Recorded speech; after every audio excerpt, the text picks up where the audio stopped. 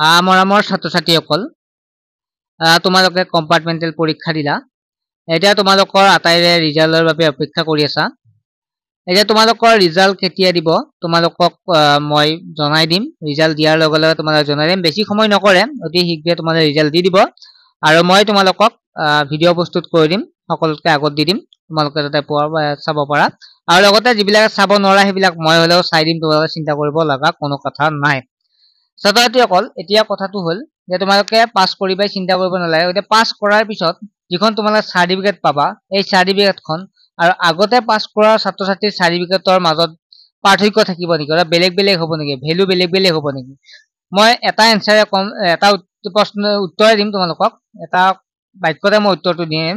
সেইটো হৈছে তোমালোকৰ আৰু আগতে যিবিলাকে পাছ কৰিলে তেওঁলোকৰ এটা কম্পাৰ্টমেণ্টেল আৰু যিটো মেইন পৰীক্ষা হ'ল তাৰ মাজত কোনো ধৰণৰ ডিফাৰেন্স নাথাকে, অৰ্থাৎ ভেলু একে থাকিব। বুজি পাইছা? তোমালোকৰ তেনেকুৱা প্ৰশ্ন তোমালোকে আনিবই নালাগে, কাৰণ সকলোৰে চাৰ্টিফিকেটৰ ভেলুটো একে থাকিব। ঠিক আছে, 1% ডিফাৰেন্স নাথাকে। তাৰপিছত নেক্সট প্ৰশ্নটো আমি যদি চাওঁ, তেনেহ'লে কম্পাৰ্টমেণ্টেল পৰীক্ষাত পাছ কৰাবোৰে ভাল কলেজত চিট নাপাব নেকি, বা পাবনে নাপাব? তোমালোকে যদি কম্পাৰ্টমেণ্টেল পাছ কৰিলা, তাৰপিছত তোমালোকে ইচ্ছা যিটো পঢ়িব ইচ্ছা আছিল আগতে তাতে পঢ়িব পাৰিবা নে নোৱাৰা?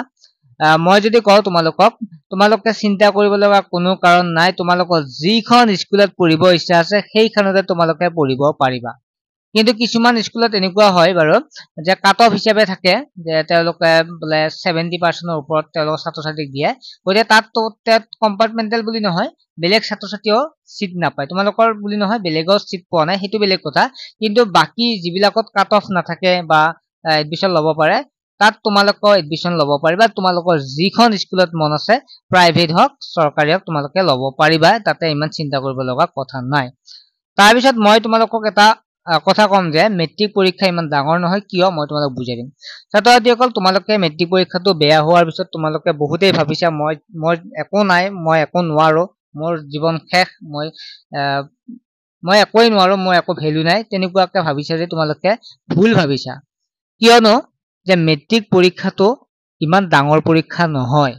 কাৰণটো হৈছে তোমালোকে যিকোনো পিছলৈকে তোমালোকে গম পাবা যে যিকোনো ইণ্টাৰভিউ হওক, যিকোনো তোমালোকে চাকৰি ক্ষেত্ৰতে হওক বা যি কোম্পানীৰ ক্ষেত্ৰতে হওক, তোমালোক য'তে ইচ্ছা কৰা ত'তে তোমালোকক হাই ছেকেণ্ডেৰী চাৰ্টিফিকেটখনে বেছি মানে ইম্পৰ্টেণ্ট দিছে। অৰ্থাৎ মেট্ৰিকৰ বেছিভাগতে কি নাচায়, চাৰ্টিফিকেট মাৰ্কশ্বিট নাচায়ে। বুজি পাইছা তোমালোকে? আৰু হাই ছেকেণ্ডেৰীটোহে বেছি গুৰুত্ব, এতিয়া চৰকাৰৰ ফালৰ পৰা হাই ছেকেণ্ডেৰীটোত বেছি গুৰুত্ব দিছে। চ' এজন ষ্টুডেণ্টে যদি মেট্ৰিকত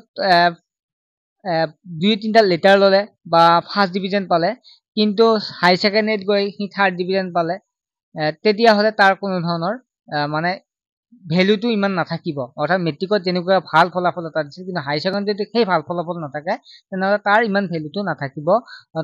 চ' এজন ষ্টুডেণ্টে যদি মেট্ৰিকত বা কম্পাৰ্টমেণ্টেলতে যদি কিবা কৰি ছেকেণ্ড ডিভিজন থাৰ্ড ডিভিজন কৰি পাছ কৰিছে, আকৌ সি হাই ছেকেণ্ডেৰীত কি কৈছে ফাৰ্ষ্ট ডিভিজন পাই লেটাৰ লৈ পাছ কৰিছে, তেওঁৰহে যিকোনো ক্ষেত্ৰত তেওঁৰ ডিমাণ্ড এটা থাকিব, ভাল কলেজ এখনত পঢ়িব পাৰিব, তেওঁৰ ইচ্ছামতে যি মেডিকেল বিভাগত যায়, য'তে নহওক তেওঁ ভালদৰে পঢ়িব পাৰিব। গতিকে মই এটা কথাতে ক'ম তোমালোকক যে কি হয়, যে মেট্ৰিকতকৈ হাই ছেকেণ্ডেৰী ইম্পৰ্টেণ্ট আছে। চ' মেট্ৰিকটো পাছ কৰিবই লাগিব, তেতিয়া হাই ছেকেণ্ডেৰী পাছ পাব লাগিব। গতিকে তোমালোকে যি ফলাফলেই হওক, তোমালোকে মন মাৰিব লগা কথা নাথাকিব। এতিয়াতো আগতেও পঢ়ি আছে, যিবিলাকে পাছ কৰিলে তেওঁলোকৰতো ক্লাছ হৈ আছে, এতিয়া ইউনিট টেষ্ট পৰীক্ষা হ'ব, তেওঁলোকৰ লগত আমিতো এতিয়ালৈকে এডমিশ্যনে লোৱা নাই, আমাৰ লগত একেলগে নহ'ব নেকি? তেওঁলোকতো আগবাঢ়িল। তোমালোকে একো চিন্তা কৰিব নালাগে, কাৰণ তেওঁলোকৰ লগতে তোমালোকৰ নেক্সট পৰীক্ষাবিলাক হ'ব, যিটো ফাইনেল পৰীক্ষা তেওঁলোকৰ লগতে হ'ব।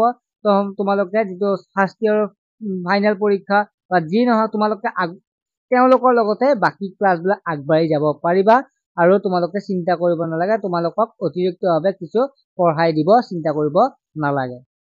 ছাত্ৰ-ছাত্ৰীসকল, তোমালোকৰ ৰিজাল্ট কেতিয়া দিব আৰু ৰিজাল্ট কেনেকৈ চাবা, এডমিশ্যন কেনেকৈ ল'বা, কি কৰিব লাগিব, কি প্ৰচেছ কৰিব লাগিব, সকলো এই চেনেলটোত দিয়া হ'ব। তোমালোকে চেনেলটো ছাবস্ক্ৰাইব কৰি ৰাখিব পাৰা।